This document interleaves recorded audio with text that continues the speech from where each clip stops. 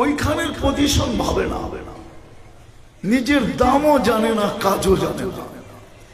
উম্মতে মুহাম্মাদি জানে না তার দাম কত, সে আল্লাহর কাছে প্রিয় কত এটা জানে না, তার কাজ কি ছিল এটাও সে জানে না। আজকে মনে হয় মুসলমান নির্যাতিত এই কারণে।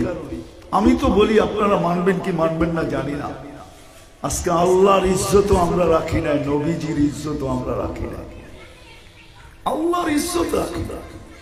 আমি যদি আল্লাহকে প্রশ্ন করি যে আল্লাহ আপনার নাকি সৈনিকের অভাব নাই, কোরআন তো এই কথাই বলে, কি বলেন, লা ইয়ালামু জুনুদা রাব্বি ইল্লা হু। আল্লাহ সৈনিকের সংখ্যা আল্লাহ ছাড়া কেউ জানে না, কত প্রকার এটাও কেউ জানে না। আমি যদি আল্লাহকে প্রশ্ন করি, আল্লাহ তোমার সৈনিকের সংখ্যা নাকি অগণিত, প্রকারও অগণিত, আমাদের পরে তো কোনো উম্মত নাই, আমাদের নবীজির পরে তো কোনো নবী নাই, তো এটা ক্যান্টনমেন্টে রাইখা লাভটা কি, ওকে পাইলা লাভ কি?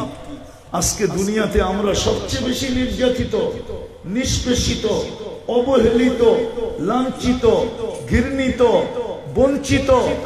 আজকে ফিলিস্তিনের অবস্থা দেখেন, এতগুলা কুকুর মারলেও তো মনে হয় দুনিয়ায় কিয়ামত হয়ে যাবে। এক জায়গায় একত্রিত করে যদি এতগুলা কুকুরকে রাতের অন্ধকারে বুম মাইরা মারা হতো, আমার মনে হয় সারা দুনিয়ার প্রাণীবাদী সংস্থাগুলা চিৎকার দিতে দিতে মিডিয়া আন্দার করে ফেলত। কিন্তু আজ পর্যন্ত তো প্রাণীবাদীদের পক্ষ থেকে একটা ছোট প্রতিবাদও আসে না। আমাকে বলো কে যুবক ফেসবুক খুলা আসছে কেন আসে না? ও ভাবে মুসলমান মরছে, তাতে কি আসে যায়? কুকুর তো মরে নাই, কুকুর মরলে না আমরা চিৎকার দিতাম, প্রাণী মরলে না আমরা চিৎকার দিতাম, মুসলমান তো প্রাণী না, আমরা কেন চিৎকার দিতাম? আমি বুঝানোর জন্য বলতেছি, কাউকে কটাক্ষ করার জন্য না। আমাদের বোঝা উচিত, আল্লাহ আমাকে যেন বুঝাইতে চাইতেছে আমি কার জন্য সৈনিক পাঠাবো। আবাবিল তো এখনো ওরে, মশা তো এখনো আমাদেরকে কাটে, উকুন তো আমাদের মাথায় এখনো আছে, চিৎকারের ফেরেশতা তো ঘুমাইতেছে, বাতাসের ফেরেশতা অবকাশ জীবন কাটাইতেছে, জিবরিল ডানা মেলে আকাশে উঠতেছে। অথচ জিবরিলের ডানা তো এই জন্য ছিল, জিবরিলের ডানা তো ছিল ডেড সি বানানোর জন্য, নাইলে উনি ডেড সি কেন বানাইলেন?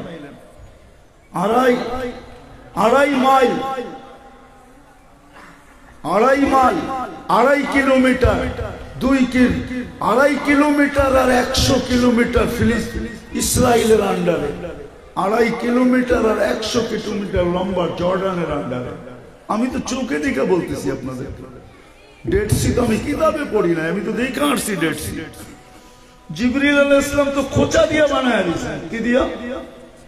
খোঁচা দিয়া না, কিতাবে আছে, বদানে হ্যাঁ আছে, তরফা জানাহি ইস্তামালতু তরফা জানাহি, আমার পরের একটা কোনা ব্যবহার করছি, লিকওমিন এক জাতির জন্য, আখাস্তু মিনাল আরদ জমিন সহ উঠাইছি, সুম্মা কাল্লাতু পরে উল্টাইছি, ওয়া আলকাইতু আলাল আরদ জমিনে মেরা দিছি, ফাসারা বাহরান মাইয়িতান ইলা ইয়াউমিল কিয়ামা, কিয়ামত পর্যন্ত জন্য এটাকে ডেড সি বানায় দিছি। উনি ডানা মেলা ওরে কেন? আল্লাহ বলে আমি কার জন্য সৈনিক পাঠাবো? ওর জন্য। সবকিছু বাদেই দিলাম, যাকে ডেলি 5 বেলা আমি ডাকি, আমি আল্লাহ ডাকি, তারপরেও তো আসে না।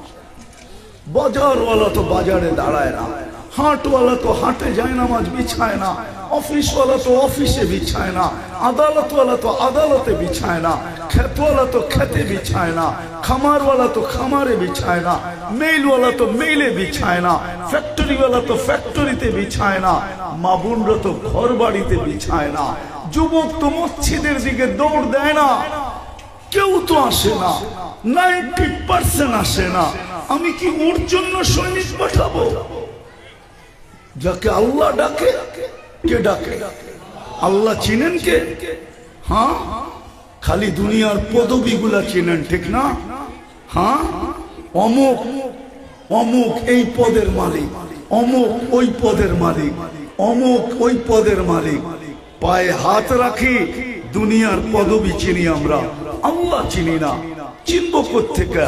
শিক্ষিত লোক তো খুলনার মানুষ, দক্ষিণ অঞ্চলের মানুষ তো সবসময় শিক্ষিত ছিল, এখনো শিক্ষিত, কিন্তু কোন একজনও তো হবে না এখানে যে 99 নামের অর্থ কোনোদিন দেখছে। বলুক আমাকে হাত উঠা যে আমি 99 নামের অর্থ নিবিড় ভাবে জীবনে একবার দেখছি।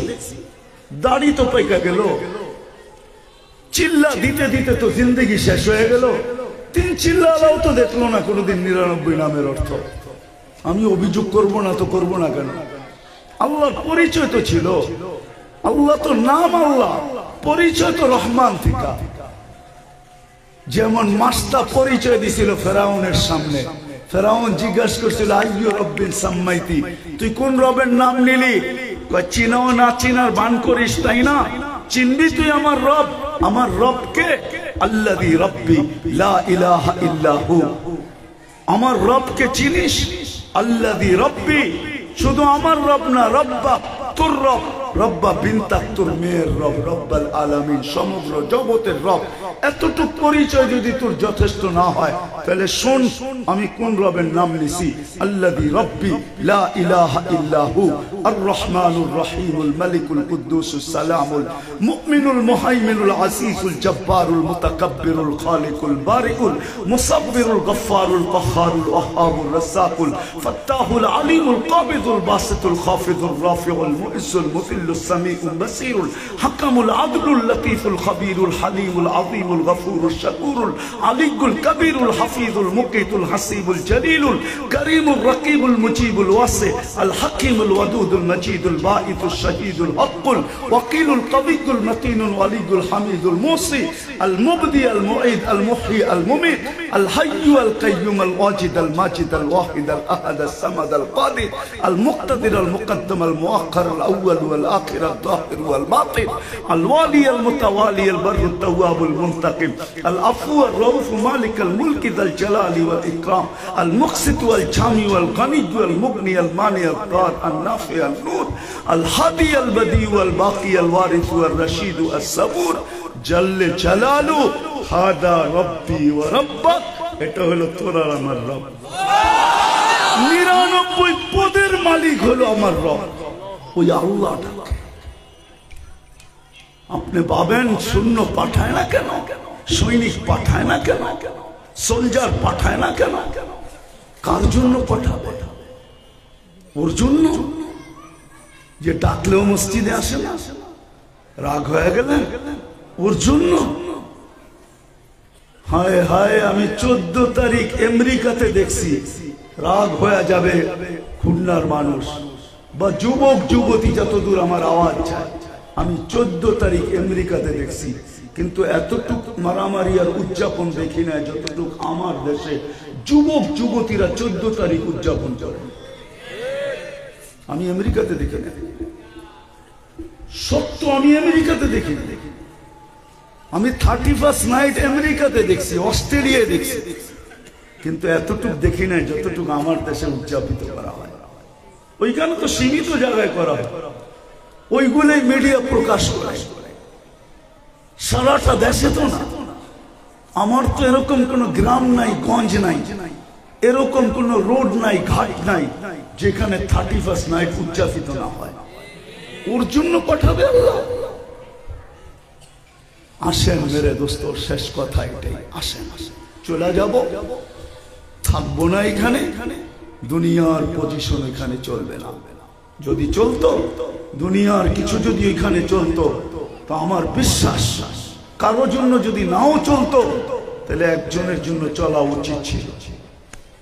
আমার মন বলে, মন তাখাইয়ুল ধারণা আবু তালেবের ব্যাপারে, যে 44টা বছর মুহাম্মদুর রাসূলুল্লাহ দুজাহানের বাদশাহ, কিয়ামতের মাঠের বাদশাহ যিনি, রাজা যিনি,